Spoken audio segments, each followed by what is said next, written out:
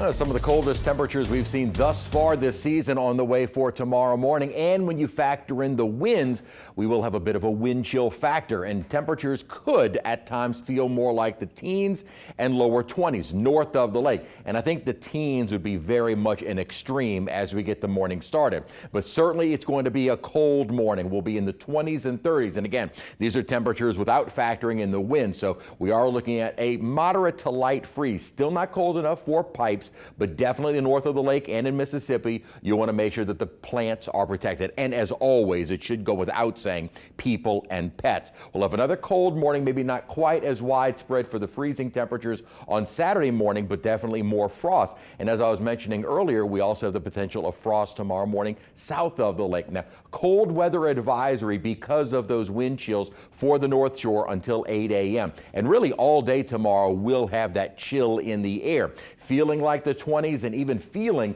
like the low 30s on the South Shore. Now again, this is the feels like. These are not actual temperatures, so we will not be freezing on the South Shore. So south of the lake, we don't need to worry about the plants tomorrow morning. And again, nobody needs to worry about pipes. We're just not getting quite that cold. Maybe parts of southern Mississippi almost as far as Hattiesburg, but not for us. Mostly we'll be dealing with the freeze on the North Shore, but as mentioned, there are a number of locations in the light blue south of the lake that could see some frost as we get our day started on Friday. Now, what would prevent us from dropping are the clouds. However, the cloud cover is expected to clear out through the overnight.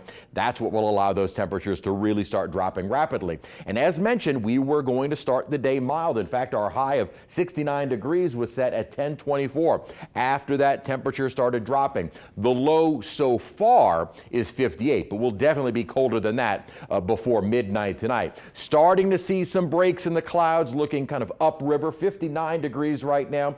Temperatures and humidity will both be plummeting through the night, along with winds increasing. A little bit of a breeze outside right now, but stronger winds are expected through the overnight period. We're currently in the 50s, and again, this is about as cool as we've been so far today, and will continue to drop through the rest of the night as we're getting another reinforcing shot of some very cold temperatures. And in fact, this air mass is a bit colder. More of it is going to stay obviously a little bit farther to our north, but certainly a surge of temperatures will be or that surge of colder air will allow for those temperatures to drop, especially as we get rid of the cloud cover, which is anticipated through the overnight. So we'll start off the morning clear and cold, and even with mostly sunny skies, this air mass moving in will keep high temperatures in the lower 50s during the day on Friday. Now we'll likely start to see increasing clouds late Friday, Saturday. So Saturday morning won't be quite as cold, but still very chilly and maybe even near freezing on the North Shore. During the day Friday, highs will be in the upper 50s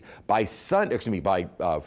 By Sunday, with more of an onshore wind, high temperatures will be nearing 70+ degrees. So we are going to kind of going from the 20s and 30s in just a couple of days later back into the lower 70s, with rainfall starting to increase later in the day on Sunday as well. We've been talking about our rain chances going forward. No day in particular looks to be a complete washout. As far as Sunday goes, most of that 40% will be to our west. More rainfall moving in during the overnight period, and then probably lingering showers through the day on Monday at around 70%, a little bit drier by the evening. Kind of second half of the day, Tuesday, more so overnight going into early Wednesday with that 50% chance as another cold front moves on through. And looking ahead to that first round of rainfall Sunday and into Monday, both days will have a low to slightly moderate chance of some isolated street flooding. Doesn't look like that's going to be a big issue, but we could see some heavy downpours with this next round of rainfall